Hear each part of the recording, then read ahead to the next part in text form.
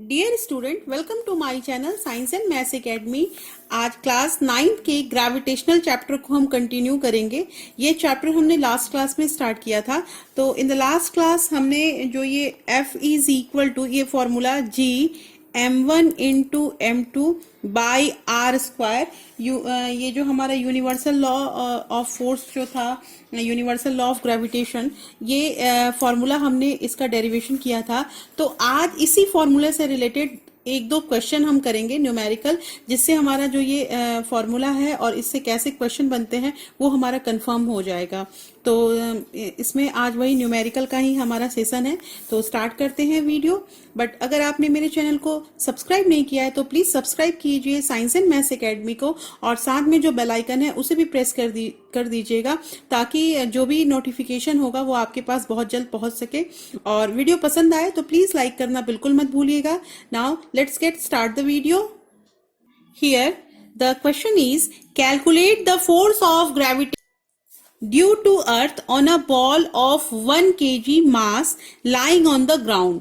तो यहाँ पे ये क्वेश्चन पूछा जा रहा है calculate the force of gravitation. It means हमें F जो है वो फाइंड करना है, और due to earth on a ball of mass 1 kg। It means हमारा जो M1 है, M1 इज गिवन 1 kg, तो हमें ये F निकालना है। और हमें यहाँ ब्रैकेट में mass of earth, radius of the अर्थ, और हम जानते हैं कि G का वैल्यू लास्ट क्लास में हमने डिस्कस किया था कि G का वैल्यू जो होता है वो 6.67 इंटू 10 टू द पावर -11 होता है। तो ये 67 के जगह पे डायरेक्ट यहाँ पे 6.7 into 10 to the power -11 G का वैल्यू दिया हुआ है। तो अब इसको यूज करके हमें F का वैल्यू निकालना है। तो इजीली हम जब F का फॉर्मूला जानते हैं और हमारे पास सारा वैल्यू पता है, जैसे यहाँ पे M2 का वैल्यू हो गया 6 into 10 to the power 24 kg, r का वैल्यू हमें गिवन है 6.4 into 10 to the power 3 kilometre 10 cube, और हमारा जो जी है उसका वैल्यू हमें गिवन है 6.7 into 10 to the power -11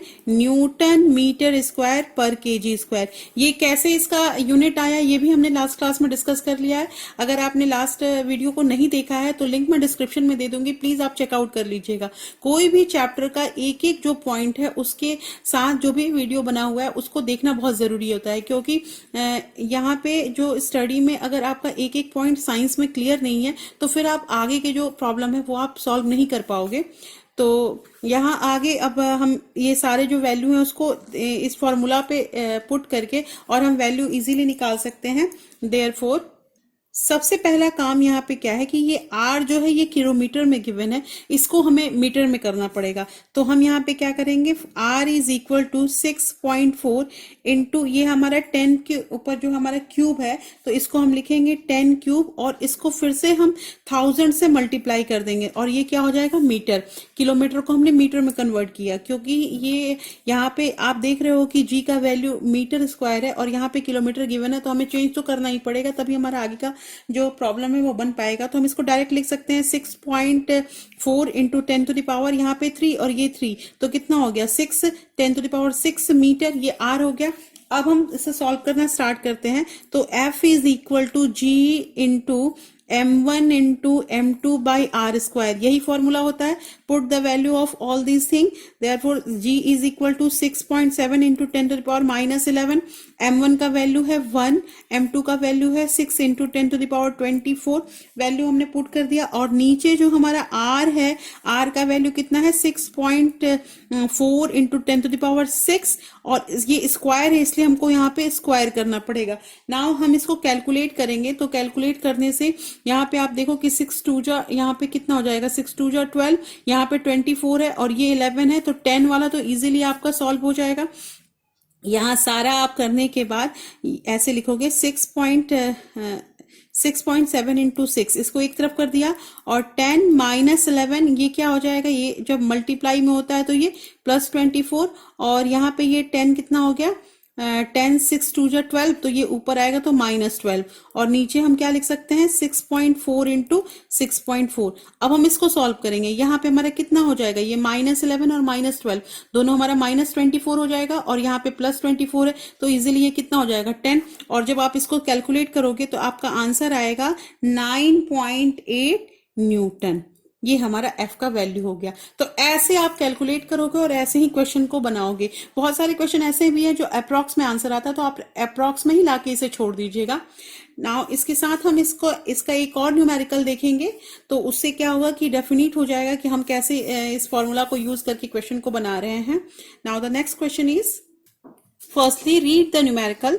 The mass of the earth is 6 into 10 to the power 24 kg and that of the moon is 7.4 into 10 to the power 22 kg.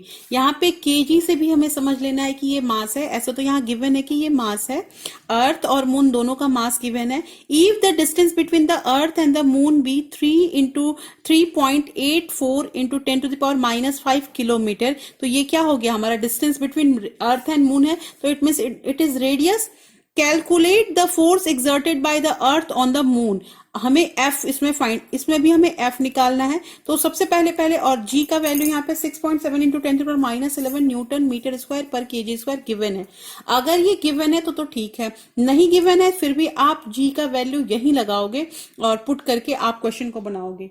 तो सबसे पहले तो यहाँ पे जो चीज हमें गिवन है उसको पहले हमें लिखना पड़ेगा कि यहाँ हमारा mass of the earth it means m1 is given is 6 into 10 to the power 24 kg, ठीक है। और m2 इज जो मास ऑफ द मून है, तो m2 इज 7.4, यहाँ देख रहे हैं हम 7.4 into 10 to the power 22 kg, ये हमारा m2 हो गया। अब इसमें हमें दिया गया है distance it means r is equal to 3.84 into 10 to the power 5 kilometre. Again ये हमारा किलोमीटर है, तो आपको इसको फिर से कन्वर्ट करना पड़ेगा मीटर में, तो हम यही कर देते हैं 3.84 इंटू 10 टू द पावर, यहाँ पे 5 ऑलरेडी है और 3 और ऐड कर देंगे क्योंकि किलोमीटर जो मीटर होता है वो 1000 से मल्टीप्लाई करना पड़ता है, तो हम यहाँ पे लिख देंगे 10 टू द पावर 8 मीटर। ये हमारा r हो गया।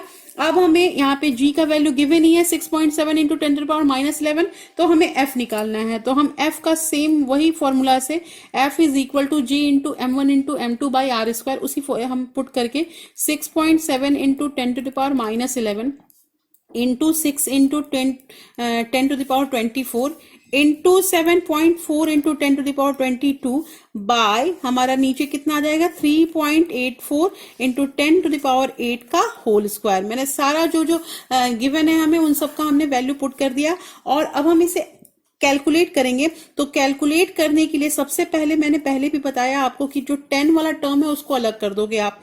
यहाँ पे 6.7 और ये 6 और ये 7.4 इसको एक साथ ले लेंगे और 10 क्या हो जाएगा -11 प्लस 24 प्लस 22। ये क्यों कर रहे हैं, क्योंकि हम जानते हैं कि जब सेम होता है और नीचे ये मल्टीप्लाई बीच में होता है तो हम उसके पावर्स को क्या करते हैं, ऐड करते हैं।